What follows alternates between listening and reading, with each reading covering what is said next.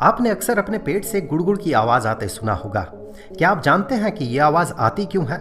इसे समझने के लिए आपको ये समझना होगा कि हम जो खाना खाते हैं वो खाने से लेकर फीसीज यानी कि मल बनने तक कैसे आगे बढ़ता है। हमारा एलिमेंट्री कनाल जिसके अंदर से खाना आगे बढ़ता है और जो एसोफेगस, स्टमक, इंटेस्टाइन से मिलकर बना है, वो खाने को आगे बढ़ाने के लिए हमेशा फैलता और सिकुड़ते रहता है और वेव जैसा मोशन बनाता है।